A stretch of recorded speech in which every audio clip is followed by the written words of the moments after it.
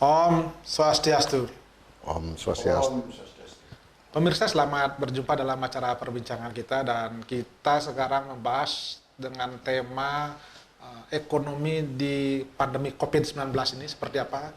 Kita ingin tahu kondisi ekonomi sekarang, kemudian apa yang harus kita lakukan dalam pandemi COVID ini, dan kemudian bagaimana prospek ekonomi ke depan, sehingga ada gambaran bahwa sesungguhnya ekonomi kita apakah masih bisa bangkit atau mungkin prospeknya lebih baik atau agak lama prosesnya, karena kita banyak sekali ada kekhawatiran ini kondisi pandemi ini agak lama prosesnya, sehingga apa yang harus kita lakukan terutama mungkin dari sektor perbankan, juga dari sektor keuangan dan UMKM-nya di sektor real seperti itu. Dan untuk membahas soal itu sudah hadir di tempat kita adalah pakar ekonomi manajemen kita, Profesor Ridho Bagus Raghavardhana. Om Swastiastu, Pak Prof. Om Swastiastu. Sehat, Pak Prof? Sehat. Luar biasa nih, segar sekali kayaknya ya. Habis olahraga nih. Ya, luar biasa. Dan yang kedua adalah narasumber kita adalah praktisi perbankan yang juga ketua LPD, bahkan di perbankan umum juga, Bapak Ketut Madru. Om Swastiastu, Pak Tut. Om Swastiastu. Gimana Pak Tut, sehat? Astungkare sehat. Luar biasa. Ini Pak Tut ini adalah ketua LPD Kedonganan 30 tahun. Jadi banyak sekali bergerak di bidang perbankan, bahkan juga di koperasi, bahkan juga di bank-bank umum. Saya sekarang ke Pak Prof dulu, Pak Prof. Ketika kita bicara ekonomi sekarang, sudah hampir 3 bulan kita mengalami kondisi pandemi COVID ini, sektor ekonomi seolah terhenti ya. Ini bagaimana pandangan Prof terkait dengan hal itu? Oke, terima kasih Pak Agus. Ekonomi dalam 3 bulan terakhir ini bukan saja stagnan, malah menurun. Kalau kita lihat. Dari sisi data yang saya punya, secara nasional, dulu prediksinya kita 5,1 pertumbuhannya, kalau Bali 6,5, 6,3, maka triwulan pertama saja nasional itu hampir minus 2%. Bali 1,83. Kalau lihat dari triwulan per triwulannya, kuarter-kuarternya, dia hampir minus 7,8, hampir 8%. Artinya apa? Ada penurunan aktivitas ekonomi di sana. Dari sisi ekonomi. Tentu rembetannya banyak.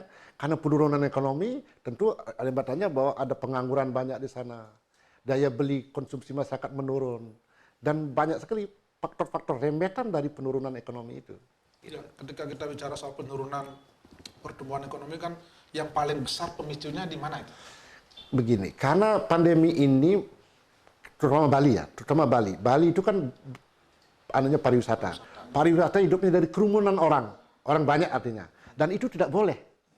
Itu tidak boleh. Itu apa? Karena penyakit coronavirus ini adalah tersebarnya di kerumunan orang, dan kerumunan orang itu adalah basis dari pariwisata. Orang itu berkunjung ke Bali, nonton kecak, ke pantai, ke ada dan sebagainya, di kerumunan ini itu tidak boleh. Tentu ada aktivitas yang terhenti di sana. Ketika terhenti di sana, maka tidak ada pendapatan bagi orang yang di sana. Ketika tidak ada pendapatan di sana, dia tidak mengkonsumsi barang, sehingga macet, semuanya jadi macet seperti itu. Makanya minus hampir 2% di bulan pertama saja. Padahal semuanya berapa target pertumbuhan ekonomi? Pertumbuhan ekonomi Bali ke 6,3, lebih nasional. Nasional kalau salah saya lupa itu kita 5,3 sampai 5,5. Tapi di triwulan pertama, bulan Januari sempat naik konsumsinya, waktu itu masih agak normal. Ketika wisatawan masih ada. Tapi mulai masuk ke akhir Februari dan Maret sudah turun drastis. Banyak terhenti kegiatan aktivitas ekonomi. Karena kita andalan kita pariwisata. Nah, ketika kita bicara soal sektor ekonomi berhenti di pariwisata, tentu ada sektor-sektor lain yang sebetulnya masih bisa bertahan juga dan memang bisa melakukan terobosan. Apa menurut Prof yang bisa itu? Agak sulit memang karena semuanya rentetannya ke pariwisata. Tapi kalau kita kembali ke asal jati diri orang Bali, ke pertanian dan ke pertanian mati luas dan sebagainya, tapi kan memulai itu agak sulit. Memang akan mengubah semuanya. Tapi begini, pandemi ini akan mengubah pada pola pikir perilaku kita di masa yang akan datang. Karena kita tidak hanya bisa mengandalkan dari pariwisata, harus ada perubahan seperti itu. Nah, nanti apakah yang akan datang, tentu kita harus sambil jalan dulu kita harus pikirkan. Baik. Sekarang ke Pak Tut Madru. Ini kan Pak Tut adalah praktisi keuangan perbankan, sering sekali bersentuhan dengan sektor keuangan, bahkan sektor real. Dampaknya yang sangat dirasakan apa ya? Terima kasih, Mirsa. Pertama, yang pasti dampaknya dari sejak bulan begitu isu terjadinya kasus COVID-19 ini sudah langsung dia berdampak. Apalagi kita di wilayah Badung ini kebanyakan sektor yang kita akan harapkan dari penghasilan pertumbuhan itu adalah jasa atau tersier itu. Yang boleh dikatakan dari sisi primer sedikit sekali. Karena semua bertumpu pada sektor jasa pariwisata itu. Nah, saya ambil contoh langsung ya. Dari sampai contoh di LPD, itu semua di desa. Kalau di Badung kita berpikir mungkin di Bali. Sekarang kan ujung-ujungnya di mana LPD itu kuat, di mana sektor tersier itu tumbuh. Nah, di situ membuktikan. Apa yang disampaikan Prof tadi, saya sependapat ya, dan itu faktanya ya memang seperti itu. Contoh, kayak di beberapa, di Kuta ya, Kuta Utara sampai ke selatan ini, begitu terjadi COVID langsung anjlok, diam, stag. Apanya nih yang stag ini? Transaksi, Semua. sudah itu pikiran orang stag, sudah itu ketiga bingung dan lain sebagainya.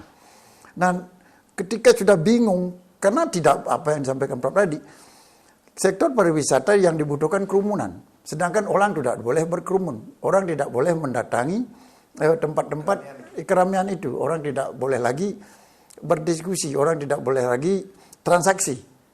Nah ini. Contoh kalau saya lihat lagi di daerah yang dulunya sektor yang berkembang adalah perikanan contohnya. Tapi ketika saat ini ketika dia beralih fungsi karena jasa itu lebih cepat menghasilkan, menumbuhkan perekonomian itu, ya seperti LPD contohnya, seperti kedonganan ini. Sebelum kita tumbuhkan dengan sektor jasa, kita masih ke sektor primer, artikel nelayan itu, memang tumbuhnya lambat. Begitu kita rubah menjadi membangun sektor-sektor lain.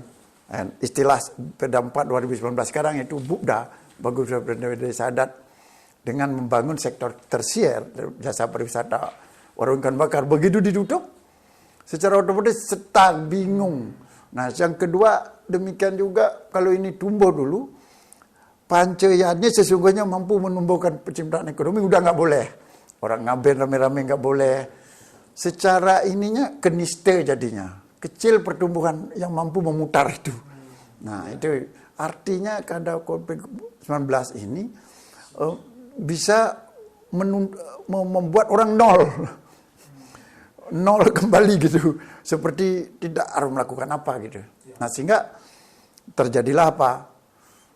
Penurunan. Orang kan yang punya tabungan tarik dan lain sebagainya. Itu. Ya, kembali ke Pak Prof. Nah ini ketika kita melihat kondisi pandemi COVID ini dibandingkan dengan kondisi-kondisi krisis ekonomi sebelumnya, bagaimana perbandingan Prof kan pasti mengamati ini. Dulu kan ada krisis 98, terus keuangan yang lain, gimana perbandingan ini? Kalau kita bandingkan dengan krisis-krisis yang lalu, misalkan yang terakhir tahun 98 itu lebih banyak ke politik. Nah, dan tahun 2008 itu perbankan, ada beberapa asuransi yang di Lehman Brothers di Amerika, dan itu rentetan sebagai dunia. Sekarang ini berbeda. Nah, kalau dulu ada pandemi juga, Ebola yang ada di Afrika saja, terus flu burung yang lebih banyak, kita sedikit. Tapi pandemi corona ini, COVID ini, itu seluruh dunia kena. Dan ini karena obatnya belum ditemukan, dan ini penyakitnya dibawa oleh orang manusia, dan tidak orang boleh berkerumun, tentu dampaknya luar biasa. Nah, itulah krisis yang sekarang nih. Syukur ini, kalau 2098 perbankan krisis, terus 2008 agak sedikit goyang perbankan, tapi sekarang syukurnya agak kuat fondasi perbankan kita, sehingga masih cukup bisa. Tapi kalau ini berlangsung, kalau ada berlangsung sampai 2-3 bulan, ya ke depan agak berat juga ini. Nah makanya saya setuju dengan adanya new normal itu. New normal itu paling tidak aktivitas ekonomi akan dihidupkan, tentu dengan protokol yang ketat. Contoh misalkan, bisnis usaha pabrik misalkan, bekerja ya dihidupkan lagi, tapi orangnya pakai masker, pakai face shield, mulai baru, ketika akan masuk ke pabriknya harus cuci tangan, pakai hand sanitizer, yang dulu tidak kita lakukan seperti itu. Mungkin seperti itu yang harus dilakukan. Kalau tidak dihidupkan aktivitas ekonomi, mungkin bulan Juni lewat Juni to Juli ini sudah kolap juga semuanya, kan begitu. Jadi kan saya setuju new normal itu kita memang harus disiplin, kita harus disiplin. Problemnya adalah apakah masyarakat kita disiplin? Ya, nah itu problemnya. Baik, kita hentikan dulu sejenak Pak Prof dan Pak Aktep, dan pemirsa kami akan kembali nanti setelah pariwara berikut ini.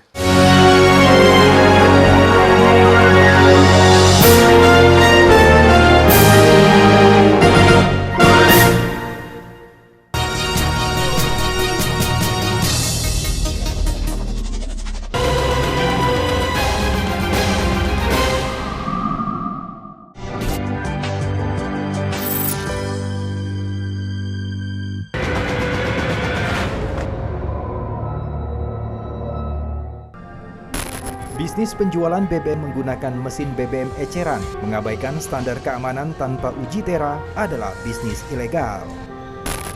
Perjanjian konsesi lahan yang dilakukan oleh PT KCN dengan pihak ketiga dilakukan tanpa melalui keputusan Presiden. Gagasan untuk pemindahan ibu kota ini sudah lama sekali muncul, sejak era Presiden Soekarno.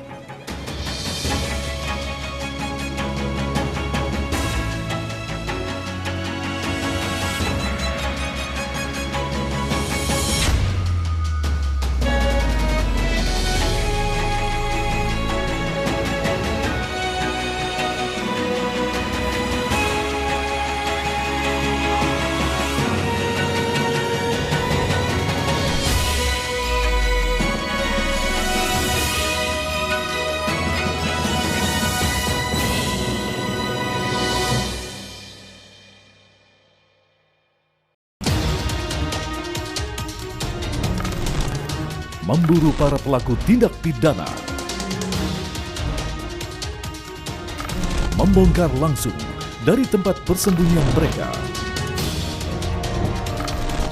merekonstruksi dari kebenaran yang tersembunyi.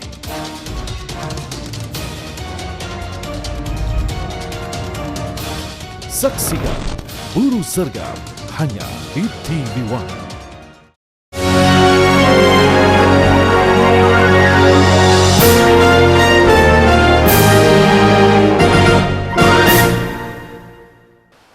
Pemirsa, masih dalam acara perbincangan kita berkaitan dengan ekonomi di masa COVID-19 ini, dan tadi dengan Pak Prof.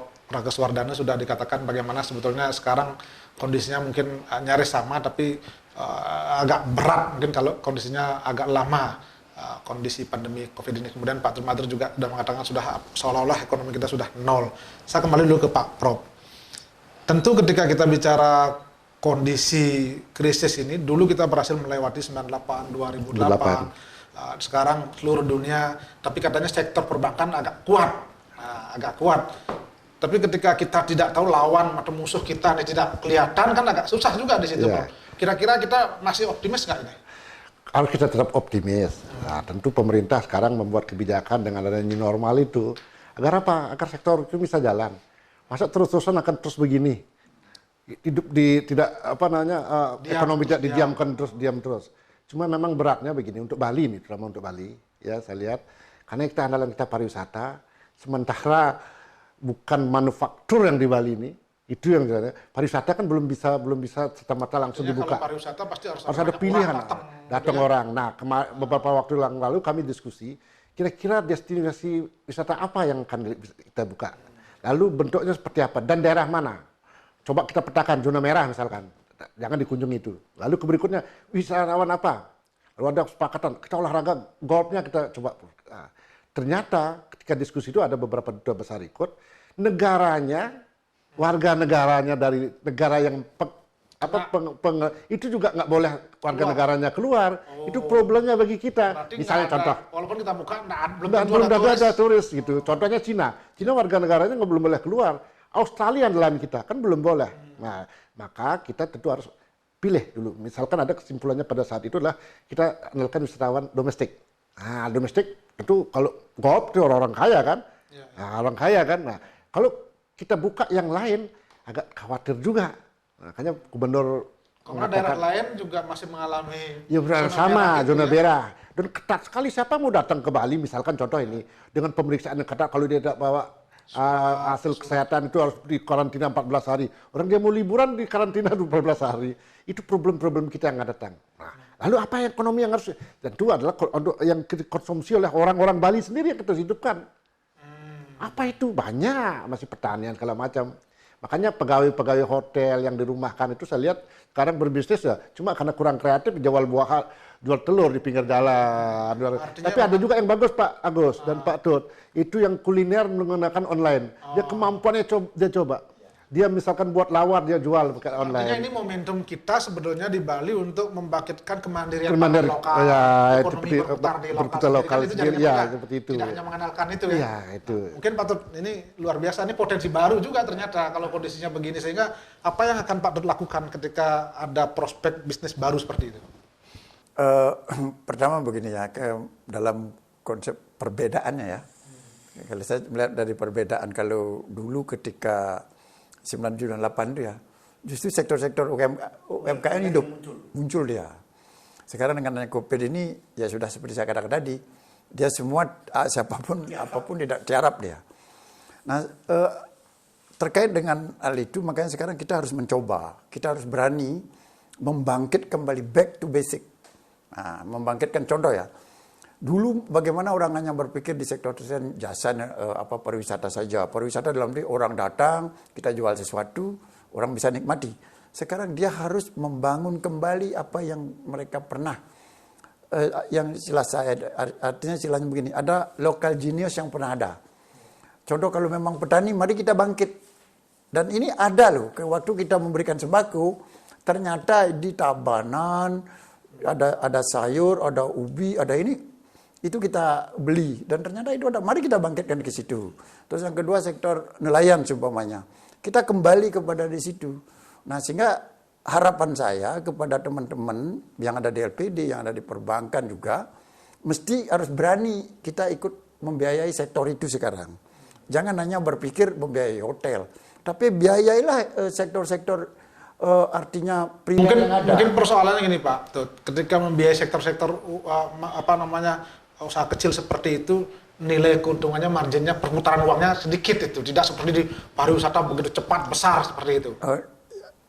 Saya kira juga tidak harus seperti itu. Yang penting kan harus ada modernisasi sekarang. Kemampuan kita untuk mengolah sektor itu. Contoh, bagaimana dulu dia hanya sebagai nelayan tradisional. Sudah itu sekarang dari pengalamannya dia sebagai nelayan tradisional, dia tingkatkan lagi. Ada lembaga yang membiayai sehingga dia bisa lebih besar dari sektor itu. Dan justru sektor itulah yang kita jual kepada pariwisata sekarang. Ini harus merubah pola pikir. Ya, tidak hanya artinya yang sudah contoh nelayan, bagaimana atraksi nelayan. Kita kan harus hidupkan nelayan itu. Itu nanti kepada siapa kita jual? Kepada khusus internal di kita saja? Paling tidak akan terjadi transaksi internal. Ya, paling tidak akan terjadi itu. Contoh ada orang dapat, kalau dulu ya, dalam kondisi krisis seperti itu, ada orang dapat ikan, dia bisa beli ikannya, dia bisa, ada petani yang dapat beras, kita bisa transaksi di situ. Nah ini harus kita balik untuk bagaimana kita bertahan hidup. Di sisi lain juga adat budaya kita bisa kita perkuat. Sehingga begitu pariwisata bangkit, kita mempunyai strategi baru di dalam hal membangun pariwisata. Tidak hanya satu sektor, tetapi harus primer ini harus kita perkuat. Nah sehingga kebijakan pemerintah pun sekarang harus lebih jelas melihat hal ini. Jangan hanya memberikan izin, contoh ya, membangun hotel dan lain sebagainya. Mesti harus dibagi. Artinya memang harus memperkuat potensi lokal potensi yang ada. lokal. Kalau memang di daerah A itu adalah pertanian, mari kita bangkitkan pertanian itu. Artinya begini, saya akan menambahkan. Ini pembelajaran bagi kita sebenarnya. Ya, akhirnya kita kembali ke awal lagi ya. Awal lagi pembelajaran kita mengandalkan sudah terlalu jauh mungkin. Jauh sekali ketika diberi pelajaran dulu pada saat Gunung Agung meletus, atau sebelumnya pada saat bom Bali. Bom Bali, ya. Sudah goncang-goncang. Sudah sering loh, kok nggak sadar. Tentang isu seperti itu. Isu kesehatan, isu keamanan, rentan sekali. Baik Pak Prof dan Pak Tut, kita hentikan dulu sejenak. Dan pemirsa, kami akan kembali nanti setelah pariwara berikut ini.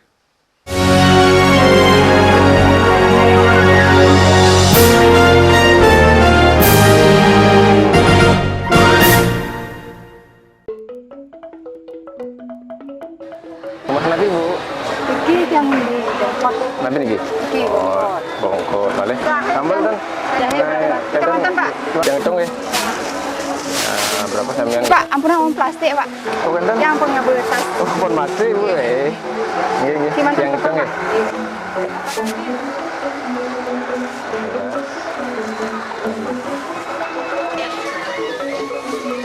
Pak, baiknya Bapak memang menyarankan pada pembeli untuk menyiapkan tas isi ulang seperti ini ya. Sekaligus untuk mengurangi penggunaan sampah plastik. Kita menyukseskan peraturan Gubernur Bali yang menyatakan Bali memang bebas sampah plastik ya. Mari kita wujudkan Bali bebas sampah plastik.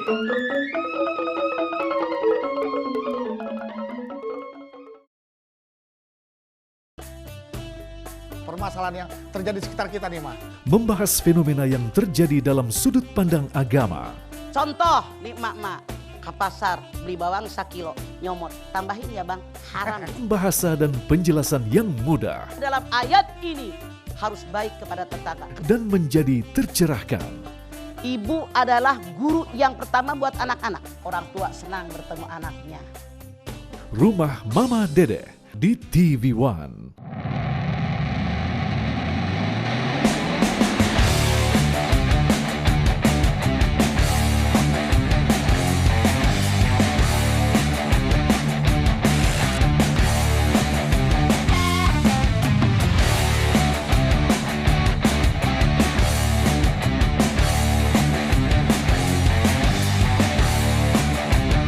One Prix Indonesia Motor Prix Championship hanya di TV One.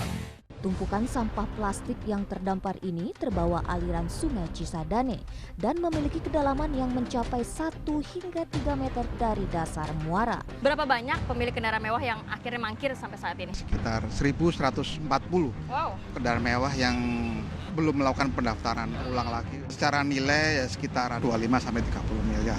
Inilah saat-saat polisi membebaskan seorang ibu dan 2 anaknya yang disekap di rumahnya sendiri. Kabar pagi di TV One. Selamat siang pemirsa, saya Maria Kerada dan inilah Sidik Jari selengkapnya.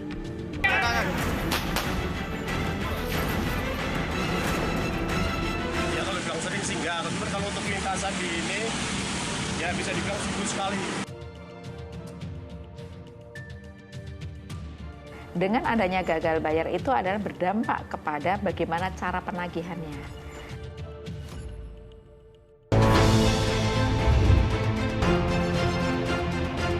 Menemani waktu siang Anda.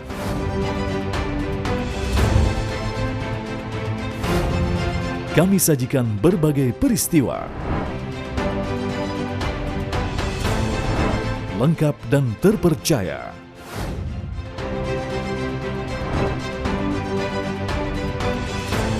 Saksikan Kabar Siang hanya di TV One.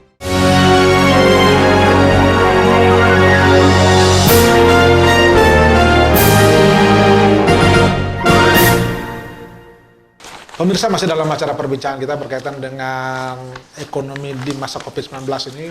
Tadi kita sudah bicara dengan Pak Prof. Rageswardana dan juga Pak Tutmandre. Sesungguhnya memang kita kembali ke basic, kembali ke awal, bahwa kita perjalanan kita mungkin khususnya di Bali terlalu jauh mengandalkan pada sektor pariwisata. Namun dengan kondisi sekarang kita harus kembali melihat lagi kearifan lokal dan potensi lokal yang ada seperti apa, sehingga kita ekonomi kita bisa berputar di dalam sebetulnya di Bali sendiri. Saya sekarang ke Pak Prof. Ketika sekarang kondisi begini kan boleh dikatakan pemerintah baik di pusat maupun di daerah agak kelabakan ini mengambil kebijakan-kebijakan, sehingga karena memang ini pengalaman pertama kita menghadapi kasus seperti ini, sehingga menurut Pak Prof, bagaimana upaya-upaya yang dilakukan oleh pemerintah saat ini untuk menstimulus perekonomian kita, sektor-sektor yang ada di Bali khususnya? Oke, terima kasih Pak Agus. Pertama gini, ketika pandemi ini memang tidak dibuat tidak siap seperti itu. Contoh misalkan di Pemkab, selama ini Pemkab itu mengandalkan PAR. Provinsi hanya mengandalkan dari biaya balik nama motor dan pajak kendaraan bermotor. Nah, sekarang ke PR dulu. Dengan adanya kasus ini kan, dengan pandemi ini PR sangat terhenti dan malah, misalkan saya contohkan sebuah kabupaten yang besar di Bali, Badung lah misalkan, itu PAD-nya diprediksi sekitar 5,6, sekarang 2T-nya sudah agak sulit. Bayangkan pemasukannya kebanyakan dari PHR, mengandalkan 67%, kalau 62 sampai 27%. Demikian juga untuk Provinsi Bali. Provinsi Bali selama ini mengandalkan dari sektor biaya nama dan pajak kendaraan bermotor. Sangat besar. Nah, ekonomi ini terhenti, tentu semuanya itu berdampak juga. Nah, kebijakan yang diambil oleh Pemprov Bali dengan stimulus 756 itu dengan focusing dana-dana itu, anggaran itu sebenarnya tujuannya bagus. Itu adalah untuk stimulus ekonomi. Problemnya adalah yang saya lihat di lapangan itu memang selama ini penataan kita kurang. Data-data misalkan contoh tentang pendidikan. Anak akan dikasih beasiswa masih belum terrealisasi. Tapi ide itu untuk menstimulus ekonomi itu sudah cukup bagus. Demikian juga pusat. Misalkan memberikan BLT.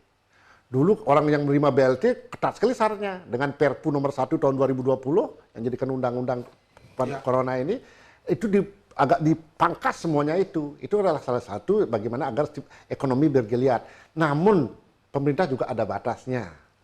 Pasti pemerintah bingung juga ini sekarang ini. Dari mana akan dapat anggarannya? Nah, itu persoalannya, Prof. Persoalannya. Ketika ada upaya program, nyari uangnya, nyarinya uangnya. Itu stimulus itu yang... Nah, kalau di pemerintah pusat mungkin bisa mengeluarkan surat utang negara, mengeluarkan obligasi pemerintah dalam ke luar negeri, salah satunya BI membeli surat utang, ada obligasi itu.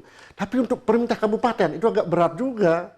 Dulu kan ada ide LPD dipinjam, LPD juga ada sedikit kan, dan LPD tidak bisa meminjamkan kepada itu kan, problemnya ada di sana, gitu.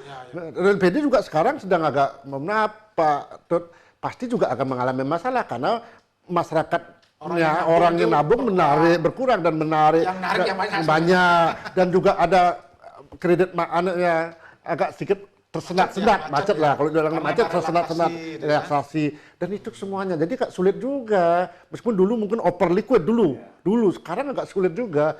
Nah jadi artinya apa harus ada solusi-solusi yang lain dan itu harus dimaklumi oleh masyarakat secara umum. Kita tentu tidak bisa mengandalkan dari pemerintah saja.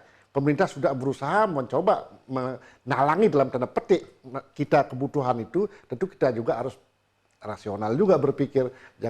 Artinya harus ada produktif juga. Itu tadi saya katakan misalkan orang itu karena kepintaran membuat kuliner, dia jualan kuliner, membuat apapun bisa. Orang dulu kerja jadi koki di hotel, mungkin dia membuat rumah dijual lewat online dan seperti itu yang kita bisa untuk atasi sementara ini. Baik, Pak Tut. Nah ini satu sisi sekarang kan boleh dikatakan anggaran mengalami masalah, artinya memang tidak ada uang lah kasarnya berputar. Ini LPD kan banyak sekali sebetulnya punya aset bahkan di Bali sampai 21 triliun ya. Ini nggak bisa digunakan ini untuk Bali nih membantu. Coba Pak Tut sebagai praktisi LPD ini. Begini, kalau terkait dengan apa yang dibeli oleh LPD 20, anggaplah aset yang tertinggi 24 triliun itu sesungguhnya kan aset yang dimiliki itu kan aset dana pihak ketiga. Artinya karena LPD juga adalah lembaga intermediasi. Nah, satu sisi memang kita cukup kewalahan sekarang ini. Apalagi yang saya ukur ya, dari yang memiliki tabungan 10 juta ke bawah, itu secara otomatis, ya, dari data yang saya dapatkan, itu sampai bulan Juli ini udah habis dia. Kenapa? Saya ambil contoh di Kedonganan, dengan pola yang kita bangun membantu masyarakat lewat keuntungan LPD itu, lewat labde yang diperoleh oleh LPD kita kembalikan kepada masyarakat. Anggaplah Kedongan ambil contoh 4 miliar yang kita ini kan. Itu rata-rata per orang per kepala rumah tangga itu dapat 600 ribu. Yang 600 ribu itu hanya cukup untuk kebutuhan makan. Nah, sedangkan ada bayar listrik, bahkan ada bayar sekolah sekarang. Sudah itu bayar pulsanya yang tinggi karena online itu. Itu rata-rata masyarakat menghabiskan paling rendah 3 juta. Kalau dia mempunyai tabungan 10 berarti 3 bulan. Walaupun kita kasih sembako. Nah sehingga pastinya terjadi penurunan. Sedangkan bantuan yang kita berikan itu hanya bersifat mengerem sementara. Sehingga saya coba menghitung. Kalau ini terjadi sampai Desember, satu LPD akan menghabiskan 50 miliar. Luar biasa. Itu pasti, karena kita hitung itu. Kalau ini sampai Desember. Karena kan begitu yang 10 miliar, kalau seperti kita punya, anggaplah yang 10 juta itu ada lagi 1.000 orang, berarti kan 10 miliar. Nah selanjutnya, ini habis, akan muncul lagi yang 15 juta. Akan narik lagi. Nanti deposito yang 50 juta juga ditarik. Nah ini... Artinya boleh ditanya sekarang ini, Pak Tut, orang perbankan, ini bank kita kuatnya sampai bulan berapa ini? Berapa bulan lagi kalau tetap begini Nah, kondisinya? sekarang kalau dia itu kayak di bank, dia itu kan modalnya bersumber dari pemegang saham. Seberapa kuat dari modal yang dimiliki oleh bank itu. Karena kita berbeda dengan bank. Tadi Pak Prof menyampaikan kalau itu bank pemerintah mungkin ada surat utang dan lain sebagainya. Sampai di mana juga kepercayaan saya tidak tahu. Apakah seperti BPR dapat suntikan itu? Mungkin juga tidak. Demikian juga kayak koperasi banyak sekali loh. Yang kasusnya sama dengan LPD. Kalau misalnya sampai Desember ini kondisinya, banyak kan kira-kira bank yang akan bangkrut, mohon maaf itu. Bisa jadi. Bisa jadi ya? Bisa jadi. Karena orang narik terus. Sisi lain, ada kebijakan yang... Karena sudah ada relaksasi itu, nggak bisa membantu loh. Relaksasinya apa? Bentuknya. Relaksasinya hanya untuk penundaan pembayaran bunga. Sedangkan sumber penghasilan bank ada di bunga. Di sisi lain juga tidak ada angsuran. Semua yang pinjam diam, yang punya uang narik. Nah, coba logikanya. Artinya sekarang kondisi Pak Tut dan kawan-kawan di perbankan agak ketar-ketir juga. Lumayan. Sport jantung ini ya. Bukan ketar-ketir. Mau kalau ini terus ini resikonya sangat tinggi. Karena kan pastinya orang kan narik loh. Orang narik, bunga sudah direlaksasi. Tidak bayar. Tetap sementara bayar biaya operasional harus keluar juga misalnya. Sedangkan bayar bunga, ini lagi listrik segala macam. Artinya overhead cost-nya itu kan pasti. Baik, ini menarik ini. Kita hentikan dulu sejenak ya, Pak Tut, Pak Tru, dan Pak Prof. Dan pemirsa, kami akan kembali nanti setelah pariwara berikut ini.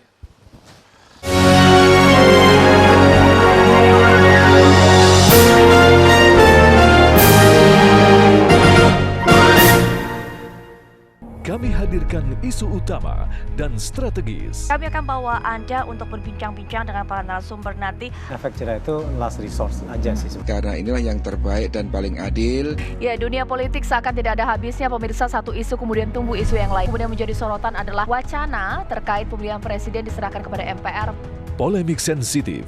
Mungkin Majelis Salim lapor lah gitu. FPI sudah mengajukan permohonan. Apa kabar Indonesia Malam di TV One? Laga para petinju terbaik dunia disaksikan jutaan pasang mata.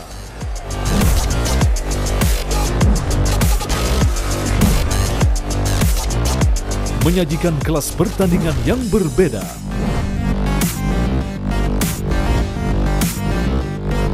Saksikan Best World Boxing hanya di TV One.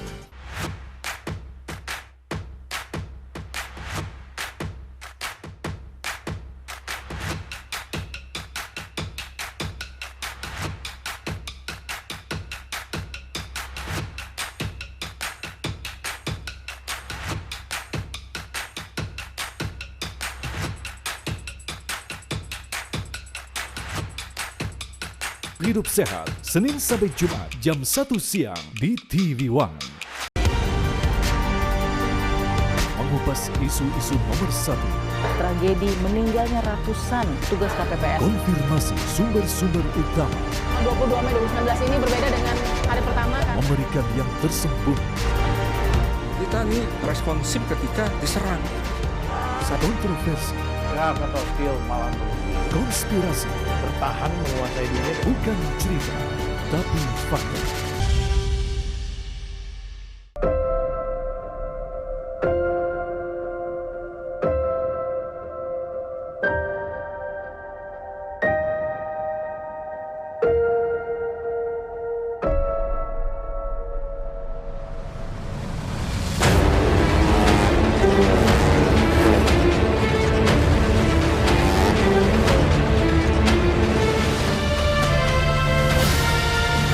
One Bricks Indonesia Motor Prix Championship.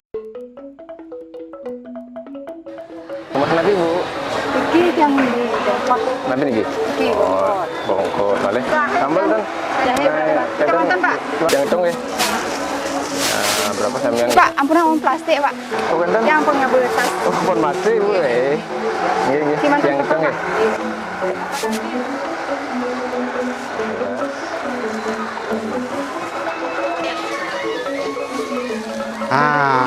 Pak, baiknya Bapak memang menyarankan pada pembeli untuk menyiapkan tas isi ulang seperti ini ya. sekaligus untuk mengurangi penggunaan sampah plastik. Kita menyukseskan peraturan Gubernur Bali yang menyatakan Bali memang bebas sampah plastik, ya. Mari kita wujudkan Bali bebas sampah plastik.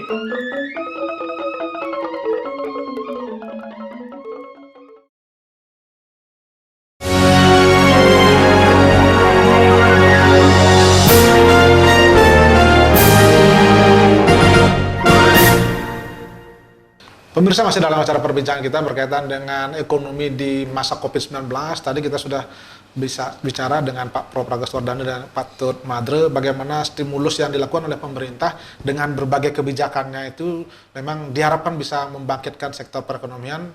Namun demikian tentu ada masa ketahanan berapa bulan, 3-4 bulan dan sebagainya. Tapi kalau kondisinya agak lama, tentu kita semua, pemerintah juga tidak akan mampu bertahan lama. Kemudian juga sektor-sektor keuangan dan perbankan, bahkan sektor real juga mungkin tidak kuat. Saya sekarang ke Pak Tut lagi. Ini ngomong-ngomong, pertanyaan mendasar saya, ini kalau perbankan tidak ada uang, tidak ada perputaran ekonomi, berarti kira-kira ini sampai bulan berapa tadi kondisinya akan kuat dan kita akan sama-sama, mohon maaf, misalnya mengalami kebangkrutan jadinya kalau begitu. Apa yang prediksi Pak Tut ini kalau begini kondisinya? Kalau saya prediksi ya dari sebagai praktisi yang menghadapi langsung situasi ini, ya kalau ini sampai 2021, ya ini lumayan berat sekali ini. Dan sangat berat ya. Karena saya lihat, anggaplah seperti kami di sini, sampai Desember ini udah saya hitung, itu sampai 50 miliar harus keluar. Ditarik itu. Karena udah hitungan apa itu namanya, perhitungan realnya seperti itulah, kebutuhan orang, perhitungan kebutuhan orang. Ini belum lagi berpengaruh kepada yang tidak bayar kan, yang tidak bayar kan tambah banyak dia, tambah terus. Anggaplah di sini kalau kita logikakan aset LPD 412 miliar, dari aset LPD yang satu LPD, dari 412 miliar untuk kita kasih kepada pihak lain, artinya dimanfaatkan oleh masyarakat dalam bentuk pinjaman, itu ada 234 miliar. 136 miliar loh, atau 160 miliar loh yang kita buatkan untuk alat likuiditas. Tidak akan cukup itu sampai Desember itu. Karena orang akan wait and see, orang akan menunggu apakah saya diamkan di bank itu atau saya pegang, atau saya berikan yang lain. Mungkin logikanya begini Pak. Oke lah, satu sisi kan orang yang tadi kebutuhannya mendesak, dia akan ambil uang. Tapi kan ada juga pemodal-pemodal besar yang sebetulnya banyak punya uang dan sebetulnya tidak terpengaruh besar itu. Sehingga dia apakah tetap menaruh uangnya di perbankan, misalnya di LPD, atau mungkin dia tarik sebetulnya ditaruh di cash sendiri. Ada mungkin asumsi ya, mungkin Pak Prof akan meluruskan. Asumsi saya begini, kan ada orang yang jual barang murah. Ini dia akan tarik untuk berinvestasi ke situ. Tanah murah, ini kan orang lagi stres nih. Karena tidak bayar juga nanti utang saya nambah, lebih baik barang saya jual. Terjadilah ini harganya berarti dilelang, harganya murah-murah, dan yang punya uang dingin akan ngambil itu. Yang harusnya dia harganya 70 juta umpamanya, bisa jadi 35, dia lebih baik beli. Kalau Pak Agus punya uang mungkin, saya beli aja dulu. Anggap contoh harga tanah dulu 500 juta, sekarang 200. Iya, lebih baik beli. Tadi uang itu ketarik dari lembaga perbankan. Ya, nah ini kondisinya, ini Prof, berarti ini boleh dikatakan antisipasi ada ras juga kalau bukan orang. Jangan itu yang itu agak kita khawatirkan. Jangan sampai fisiologis terjadi ras. Itu jangan sampai masyarakat berpikir bahwa akan ada seperti krisis 98. Mohon maaf itu harus dihindari oleh masyarakat secara umum. Nah, itu makanya kita harus sadarkan jangan sampai bank itu kolab karena gara-gara pikiran kita, masyarakat secara umum yang punya uang di bank mengambil secara bersamaan. Karena kan cepat sekali Prof, begitu ada orang ngambil uang, nanti bank itu kayaknya modalnya ada kuat, tarik cepat sekali itu kan. Ya itulah salah faktor fisiologis. Makanya itu kesulitannya begini, bukan kesulitannya. Kalau bank LPD kuat masih, misalnya orang ngambil ada uangnya dan itu berseri, masih aman, kan itu faktor trust kepercayaan. Tapi begitu suatu saat misalkan ngambil 2-3 orang, cerita dengan mana itu menyebar, itu bahayanya di sana. Nah ini Patut gimana? Contoh di LPD sendiri atau mungkin di perbankan Patut sudah mulai nggak ada yang begitu sekarang? Astungkare kalau kita ini meyakinkan masyarakat. Nah tadi faktor trust itu sangat penting. Nah, contoh kita logikakan mereka, kita ajak mereka. Kalau LPD ini kan milik masyarakat. Kita ajak mereka untuk mengamankan. Artinya diberikan penjelasan. Penjelasan contoh, Bapak Ibu saya kasih sembako tujuannya apa? Ini adalah gering gumi ini jak makejang kena. Artinya semua orang kena. Kedua, janganlah berpikir negatif terhadap apa yang Bapak miliki. Nah, kalau dia nabung di bank, berpikirlah positif. Itu. Artinya jangan berpikir nanti ini uang saya tidak akan bisa Ya, ditarik. yang ketiga yakinkan bahwa ini pasti akan kembali. Badai pasti berlalu. Nah ini yakin itu Pak ya, bahwa keyakinan itu yang ditanamkan. Harus kita tanamkan itu. dan terus ditanamkan. Kalau kami begitu. Rata-rata bagaimana respon mereka yang naruh uang Astung Kare ya kalau di LPD ini dia jadi bertahan. DPK bertahan. Termasuk yang saya duga akan narik 5 juta, 10 juta itu diam. Cukup kita arahkan, gimana cukup enggak sembakonya 600 ribu? Astung Kare cukup Pak. Nah cuman sayangnya listrik dan lain sebagainya. Ini kami harus tarik.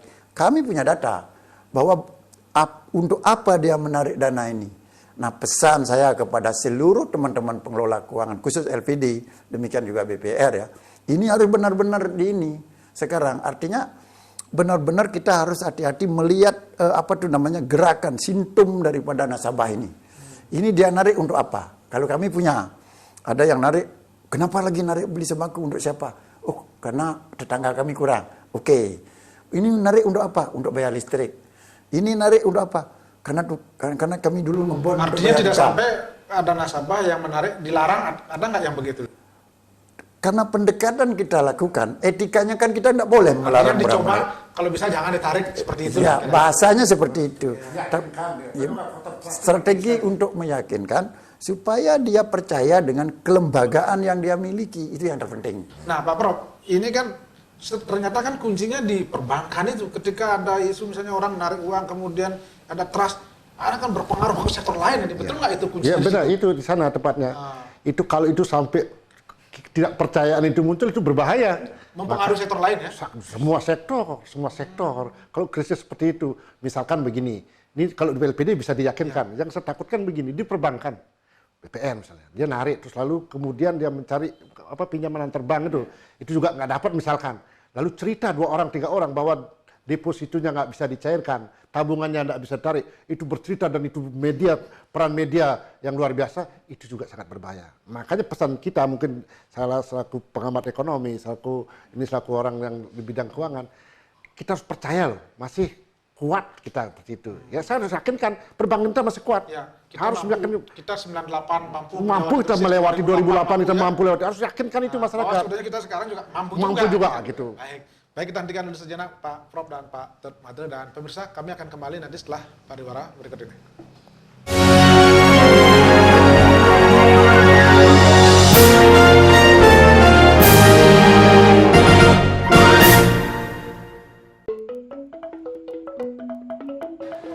Nanti Bu. Iki yang di Depok. Nanti nih. Iki. Oh, bongkot boleh. Sambal kan? Kecamatan Pak. Yang hitung ya. Berapa sampean? Pak, ampunan plastik Pak. Oh, kan? Yang punya betas. Oh, ampun masih Bu. Nggih. Yang hitung ya.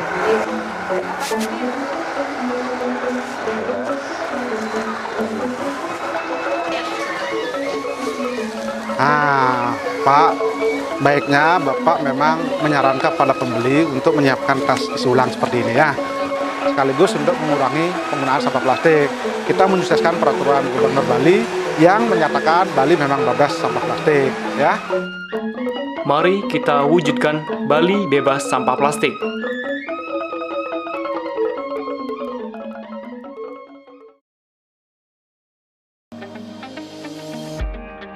Membuka hari, kami mengabarkan ragam peristiwa terkini dari berbagai penjuru negeri. Saya sudah standby di sini dari pukul 5 subuh. Mengulas dan membahas isu-isu yang mengguncang publik.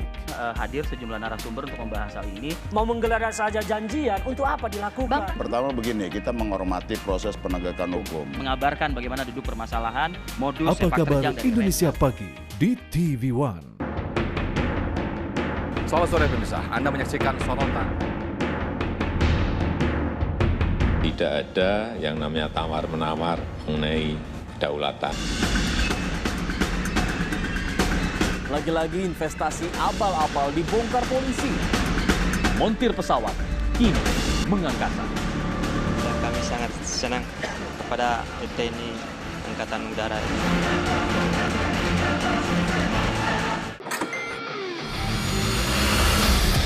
Rangkuman peristiwa dari arena otomotif.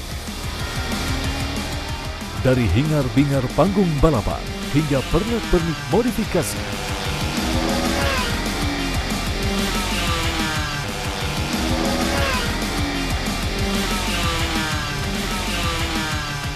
semua ada di sini. Auto One di TV One. Setiap masa melahirkan banyak peristiwa. Bung Karno penolak musik-musik barat. Disinilah Benyamin menemukan musik-musik gambang kromong dan memodernisirnya dan mulai menyanyikannya. Misalkan salah nih 10 kali take ya, itu bisa beda-beda loh kata-katanya. Piringan hitamnya cukup banyak, kita simpan di dalam sini. Apa yang menjadi catatan sejarah dan siapa yang menorehkannya? Malaka ditahan oleh warga pengawalnya ditembak mati. Haji Agus Salim dianggap sebagai Dwi Tunggal dengan Cokro Aminoto. Rafid Topan, pembalap syarat pengalaman di kancah nasional dan internasional ini, ingin menuntaskan ambisi juara di One Prix musim mendatang. Memiliki talenta dan skill lengkap, membuatnya selalu tampil agresif. Mampukah Rafid Topan mewujudkan mimpinya merebut gelar juara nasional? One Prix 2020 segera di TV One.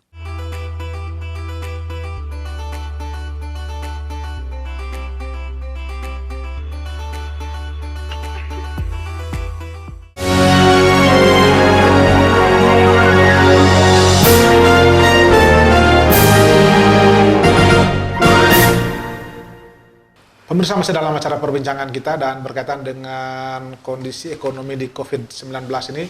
Tadi memang kita diskusinya menarik sekali karena ada semacam kekhawatiran dalam kondisi pandemi yang agak panjang. Tapi sebetulnya kita bisa melewati itu kalau kita memang yakin. Dan ini sebetulnya memerlukan kerjasama semua pihak. Tidak saja sektor pelaku ekonomi, tapi juga masyarakat. Terutama menyangkut trust, kepercayaan itu. Sehingga kita memang sama-sama bisa bangkit. Saya kembali ke Pak Prof. Berarti kuncinya sekarang bagaimana kita percaya dengan pemerintah khususnya, percaya dengan sektor-sektor ekonomi perbankan yang menopang itu kan. Ya. Nah, ini apa yang harus kita bisa lakukan, khususnya mungkin dari pemerintah, dari pemegang-pemegang kebijakan, kepada masyarakat bahwa masyarakat percaya bahwa kita akan bangkit dalam kondisi ekonomi. Oke. Pertama tentu gini, kalau saya lihat kita orang-orang beragama semua kan. Ya. Pertama kita tentu harus berdoa dulu, karena itu kunci agar pandemi ini berakhir. Nah, mungkin masih berlangsung lama, suatu saat pasti akan berhenti. Tapi dalam proses yang sekarang ini apa yang harus kita lakukan? Kita lakukan. Jangan sampai kita menyalahkan pemerintah, jangan sampai kita menyalahkan elit-elit lokal dan lain-lain. Kita semua seperti yang katakanlah, ini gering gumi. Gering gumi ini artinya semua orang kena. Kita berada di samudera yang sama, badainya tapi berbeda tempatnya. Ada yang di perahu, ada yang di kapal, ada yang di sampan. Kena badai semua, kita kena badai semua, maka kita harus tentu apa yang harus kita lakukan, hal-hal positif, produktif. Nah, misalkan contoh ini, saya selaku dosen, ketika masa pandemi ini di rumah terus, maka menulislah, misalnya begitu. Lalu ketika orang yang biasa bekerja di hotel, dia misalnya bagiannya apa, misalnya koki, dia tentu harus produktif juga. Paling tidak dia untuk bisa hidup. Tadi dikatakan, mungkin keuntungannya kecil, daripada tidak sama sekali. Dia harus berputar. Kalau dalam akuntansi manajemen yang nutupin biaya variabel saja lah dulu. Ya paling tidak seperti itu. Bisa hidup itu. Daripada tidak berada perputaran ekonomi. Tapi ya. Pak Prof optimis ya. Dengan kondisi new normal nanti kita akan sebenarnya harus tetap optimis. Meskipun tidak cerah dulu Roy. Tapi optimis bahwa kita bisa hidup. Kita harus bisa melewati ini. Harus yakin, harus yakin itu. Kalau tidak kita pesimis kan bahaya juga. Ya. Kita harus tetap optimis. Suatu saat pasti ini akan berakhir. Ya. Dan ini akan lebih menjadi. Karena ini adalah pelajaran bagi kita semua. Kita harus introspeksi diri. Mungkin terlalu mengandalkan pada hanya satu sektor saja, maka harus berpikir holistik sekarang. Ya. Oke, Pak Tut, kita dengan kondisi yang sekarang berarti kita memang harus bangun keyakinan kita bahwa sektor ekonomi kita akan cepat bergerak, bahkan pemerintah sekarang sudah mulai agak upaya untuk menerapkan new normal seperti itu. Bagaimana pandangan Pak Tut dengan adanya kehidupan new normal nanti kira-kira? Ya pandangan saya sih begini, kita harus berkonsep dengan 3 U sekarang. U satu itu tulus ya. Ya, sampaikan oleh Prof tadi, kita harus berdoa, kita harus merenung, menang dan ning untuk semua itu. Dan sadari, rasakan apa yang terjadi sekarang adalah merupakan momentum kita untuk bangkit. Sudah itu lurus, yang itu. Lurusnya di sini aturan-aturan yang diini oleh pemerintah. Mari kita ikuti. Ya, kita harus sadar dan kita harus yakin bahwa pemerintah mampu menyelesaikan ini. Dan tugas kita adalah bagaimana mengamankan apa yang menjadi larangan-larangan yang diberikan oleh pemerintah itu. Ketika ada serius target, tidak cukup kita sampai di sini. Apa yang terjadi sekarang, ke depan kita harus lebih baik. Kenapa? Nah, itulah sebabnya saya kebetulan di bagi 4 di Majelis Desa Adat ya, di bidang ekonomi adat itu ada momentum yang luar biasa di situ. Yaitu Perda 4 2019 pasal 60 memberikan ruang kepada kita khususnya di desa adat yang mana sekarang menjadi garda terdepan di dalam COVID-19 nih. Desa adat loh, garda terdepan. Iya, sudah itu yang kedua desa adat bersama LPD-nya. LPD pemerintah belum mengeluarkan itu, kita sudah berani. Itu artinya peran desa adat dengan lembaga yang dimiliki ini mesti harus mendapat perhatian. Target kita ke depan adalah bagaimana desa adat ini harus mandiri. Tidak saja ketika ada sesuatu baru desa adat itu berperan, tetapi sebelum terjadi desa adat itu harus siap, kemandirian itu. Yang demikian juga selanjutnya. Siapa yang bisa membangun sektor primer? Desa adat. Itu semua ada di desa adat. Artinya kita punya potensi kearifan lokal yang iya, bisa digerakkan. Local genius kita harus bangkitkan lagi. Kita harus bangun lagi. Sehingga apa yang disampaikan Pak Prof tadi, saya setuju. Kita tidak aja pada satu tiang. Kita harus memiliki banyak tiang. Paling tidak konsep filosofi Bali itu ada 4 sesaka, ada 6 sesaka, ada sesaka. Dan menurut Pak Prof itu pemerintah Bali khususnya apakah sudah menuju ke sana kira-kira sekarang ini? Saya lihat sudah. Itu diatur bahkan di Perda 4 2019. Yaitu di pasal 60 ada Labdo Pencengkeraman Desa, ada baga usaha perdewan desa adat. Di situ semestinya kita sebagai Kerama Bali ini harus sadar bahwa perlindungan yang diberikan oleh pemerintah terkait dengan usaha-usaha yang dibangun oleh desa adat ini harus dimaksimalkan, harus dimanfaatkan. Karena di situ juga boleh kok, apakah baga usaha perdewan Kerama, berarti perusahaan bersifat perorangan. Baga usaha perdewan Banjar, berarti kelompok. Atau baga usaha perdewan desa adat, berarti milik adat. Satu sama lain kalau bisa mampu kita sinkronkan ke depan, dan bersama dengan lembaga keuangan yang ada saling simbiosis mutualistis dia.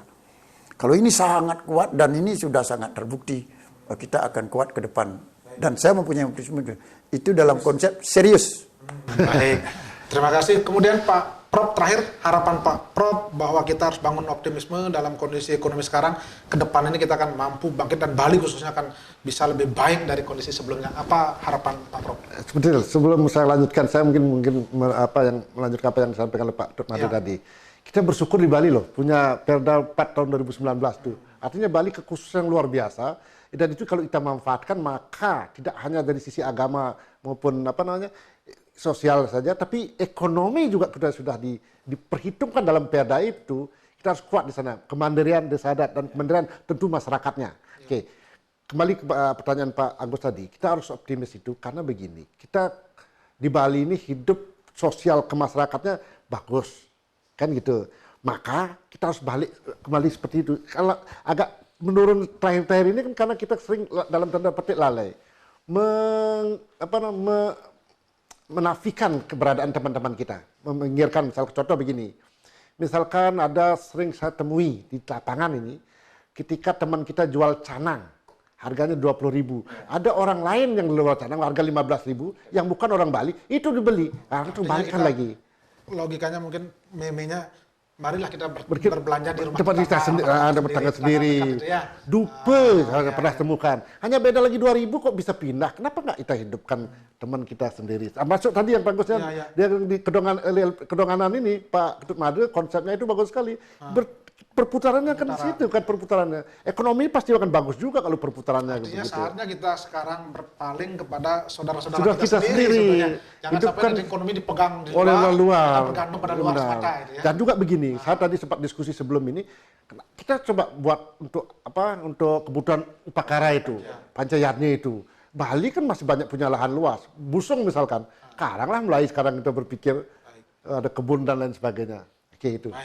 Baik, terima kasih Pak Prof, luar biasa perbincangan kita juga Pak Tun Madre. Mudah-mudahan ini bisa memberikan inspirasi bahwa kita semuanya dengan kondisi pandemi COVID ini kita tidak hanya bisa diam, mengeluh, menyalahkan, tapi kita berusaha melakukan terobosan-terobosan. Dan paling tidak kita akan mampu bangkit dan optimis kita akan bisa kembali baik. Dan pemirsa, demikian tadi perbincangan kami, dan kami seluruh kerabat kerja yang bertugas mengucapkan terima kasih atas perhatian dan kebersamaan Anda. Kami akhiri dengan Param Santi. Om Santi, Santi, Santi, Santi.